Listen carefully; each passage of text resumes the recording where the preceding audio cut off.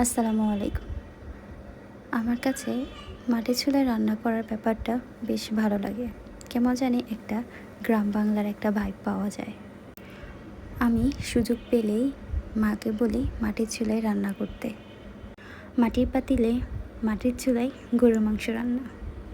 মাংস রান্নার জন্য প্রয়োজনীয় মশলা যেমন আদা, রসুন, হলুদ গুঁড়ো, মরিচ গুঁড়ো,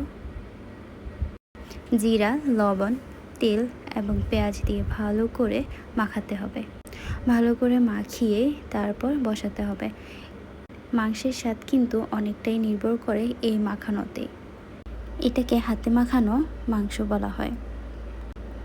এই পদ্ধতিতে মাংস রান্না করলে কিন্তু স্বাদ অনেক ভালো আসে। অনেকেই এই পদ্ধতিতে রান্না করে থাকে।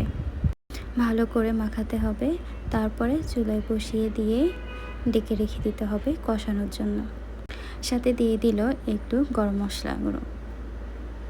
ডেকে রেখে দিয়ে মাংসটা কষিয়ে নিব। এমনিতেই মাংসের কালারটা অনেক সুন্দর আসছে, তার উপরে সূর্যের আলোর কারণে কি সুন্দর কালার দেখাচ্ছে।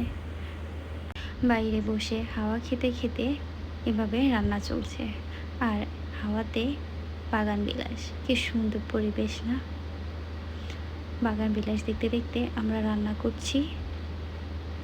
সাথে দিয়ে দিলাম দুটো গোটা রসুন। এতে করে স্বাদ কিন্তু অনেক ভালো আসে। অনেকেই দেয়, আপনারাও হয়তো দেন, জানাবেন এই গোটা রসুন দেওয়াতে স্বাদ কেমন আসে। এই পরে এই রসুনটা খেতেও কিন্তু অনেক মজা লাগে। ভালো করে মাংস কষিয়ে নেব। কষিয়ে নিলে আমাদের কষা মাংস রেডি। আর এই কষা মাংসের সাথে গরম গরম ভাত, কি যে মজা লাগবে।